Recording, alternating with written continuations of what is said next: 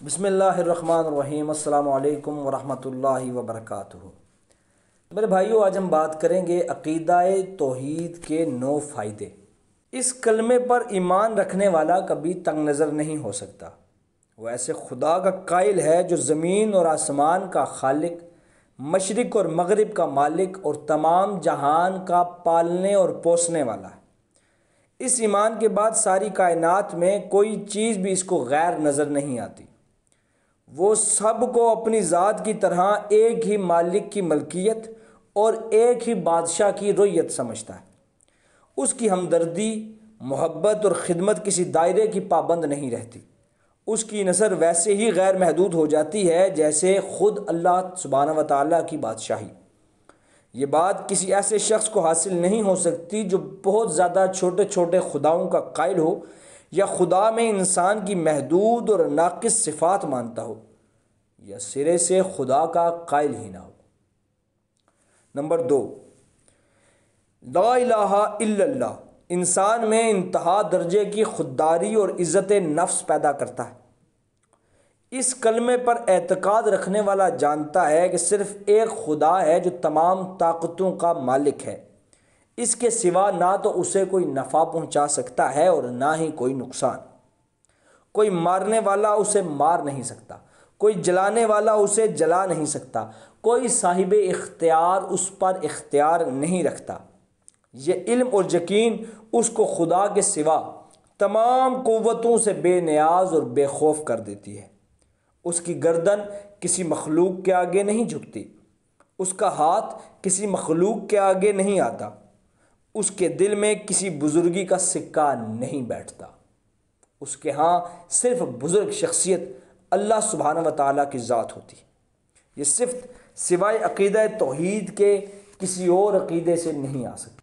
Number 3، جہاں یہ کلمہ انسان میں خودداری اور عزت نفس پیدا کرتا ہے، وہیں یہ کلمہ انسان کے اندر انکساری اور عجز بھی پیدا کرتا ہے۔ اس کا قائل کبھی بھی مغرور اور متکبر نہیں ہوتا۔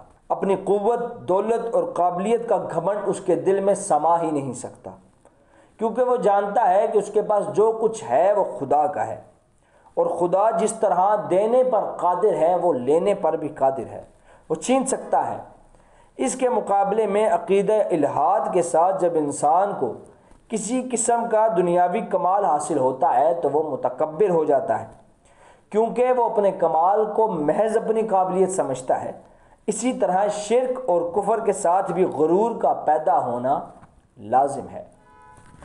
نمبر 4، اس کلمے پر اعتقاد رکھنے والا اچھی طرح سمجھتا ہے کہ نفس کی پاکیزگی اور عمل کی نیکی کے سوا اس کی نجات کا کوئی ذریعہ نہیں ہے، کیونکہ وہ کیسے خدا پر اعتقاد رکھتا ہے جو بے نیاز ہے، جو منصف ہے، اس کا کوئی رشتہ دار نہیں ہے، بے لاگ عدل کرنے والا ہے، کوئی اس کی خدائی میں دخل نہیں دے سکتا۔ اس کے مقابلے میں مشرکین اور کفار جھوٹی امیدیں لگا کے رکھتے ہیں۔ ان میں کوئی سمجھتا ہے کہ فلاں خدا کا بیٹا ہے جو ہمارے لیے کفارہ بن سکتا ہے، کوئی خیال کرتا ہے ہم خدا کے چہیتے ہیں تو ہمیں سزا نہیں مل سکتی، کسی کا گمان یہ ہے کہ ہمارے بزرگ ہماری سفارش کریں گے، اور کوئی یہ کہتا ہے کہ ہمیں ہمارے دیوی دیوتا لا کر بچائیں گے۔ اب اسے دنیا میں سب کچھ کرنے کا لائسنس مل گیا ہے۔ اس قسم کے جھوٹے اعتقاد کو صرف اور صرف عقیدہ توحید ہی تباہ کر سکتا ہے۔ نمبر 5، لا الہ الا اللہ کا قائل کسی حال میں مایوس نہیں ہوتا، دل شکستہ نہیں ہوتا۔ وہ کیسے خدا پر ایمان رکھتا ہے جو زمین اور آسمان کے سارے خزانوں کا مالک ہے، جس کا فضل اور کرم بے حساب ہے، بے حد ہے، جس کی قوتیں بے پایہ ہیں۔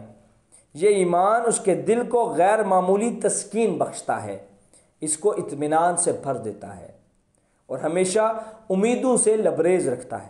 چاہے وہ تمام دنیا کے دروازوں سے ٹھکرا دیا جائے، سارے اسباب ختم ہو جائیں، وسائل اور ذرائع ایک ایک کر کے ساتھ چھوڑ جائیں، پھر بھی وہ مستحکم رہتا ہے، کیونکہ اس کا یقین مکمل اور کامل طور پر اللہ سبحانہ و تعالیٰ کے ساتھ ہوتا ہے۔ لا الہ الا اللہ کا اعتقاد انسان میں عزم، حوصلہ، صبر اور توکل کا ایک ایسا امتزاج پیدا کرتا ہے جو اس کو طاقت کا پہاڑ بنا دیتا ہے۔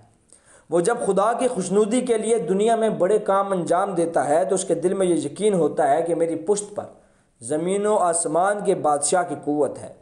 یہ خیال اس میں پہاڑ کی سی مضبوطی پیدا کر دیتی ہے۔ نمبر 7، یہ کلمہ انسان کو بہادر بناتا ہے۔ دیکھو، آدمی کو بزدل بنانے والی دراصل دو چیزیں ہوتی ہیں، ایک تو جان اور مال اور بال بچوں کی محبت، اور دوسرا یہ خیال کہ خدا کے سوا کوئی اور مارنے والا ہے، اور یہ کہ آدمی اپنی تدبیر سے موت کو ٹال سکتا ہے۔ لا الہ الا اللہ کا اعتقاد ان تمام چیزوں کو بھی مات دے دیتا ہے۔